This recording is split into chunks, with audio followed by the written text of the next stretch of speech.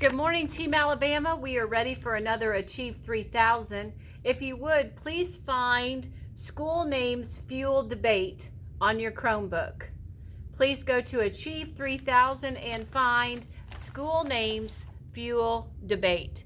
Do the before reading poll, and then I'd like for you to read the stretch article along with me. We will read the stretch article at a 1280. And remember, the reason we do this is so that when we get to that state testing, that iLearn or whatever we are taking, you've seen hard articles before. So please do not get frazzled or panic when you get to one of those really tough articles when we get to state testing, because we've done it all year long. Okay, when we're in class, you guys read it with me, but right now, since we are virtual, a lot of the time, I will read the stretch article, you follow along. School Names Fuel Debate. Not long ago, a high school in Virginia officially changed its name to J.E.B. Stuart High, named for a Confederate cavalry officer. Became Justice High School. Those in favor of the change celebrated the removal of a historic symbol of enslavement, while those opposed were angered by what they viewed as an effort to erase the region's history. The debate about renaming schools honoring individuals with histories of racism is one that's contentious. And contentious is one of our vocab words. It's creating great strife or disagreement. And decisive or divisive. And these arguments have taken on new energy recently in light of the nationwide protests against systemic racism and racial inequality. What's in a name? Schools named for Confederate leaders who defended enslavement during the Civil War, 1861 to 1865, have been particular flashpoints in the debate. According to Education Week, there are close to 200 schools in the United States that honor Confederate President Jefferson Davis and Confederate Generals Robert E. Lee and Thomas Stonewall Jackson, among others. Exactly when these public schools opened adds complexity to the controversy, as many were built in the 1950s for all white student bodies, including J.E.B. Stuart High in 1959.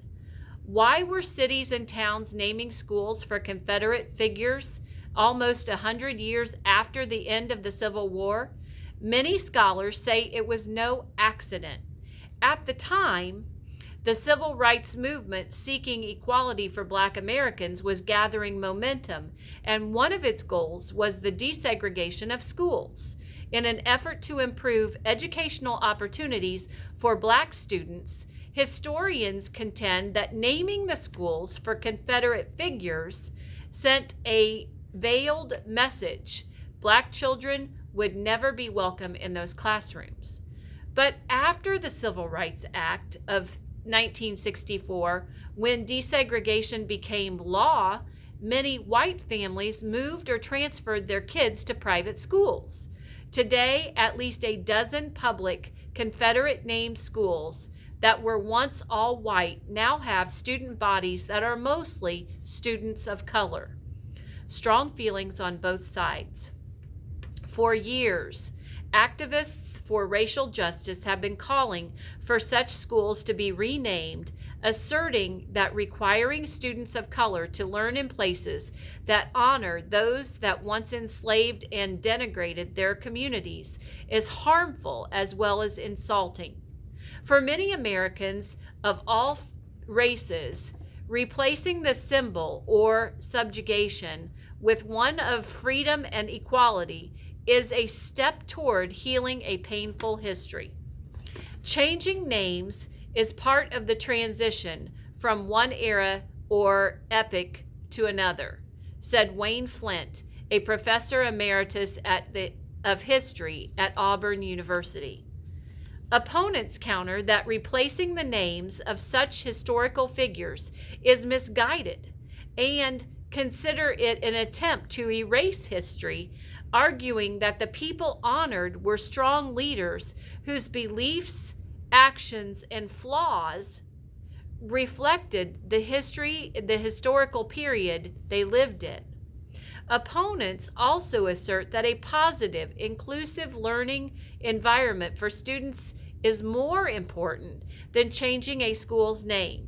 Mark Johnston is a superintendent of public schools in Virginia's Shenandoah County, where some have called for a name change for Stonewall Jackson High School.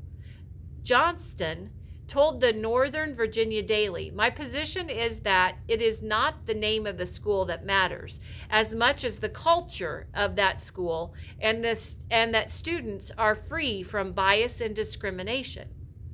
Money matters. For some school districts, the matter of money also weighs on the decision to replace a school's name. Justice High, for example, spent upwards of $400,000 to replace uniforms, mascots, logos, signs, and other school-related identifiers, money that might have been spent on new computers, media equipment, and textbooks. With many districts facing budget shortfalls, such an expense may be prohibitive. Still, about 40 schools nationwide have changed their names in recent years, while a number of others have said new names are under construction, making it clear this heated debate is far from over. Okay, school names fuel debate.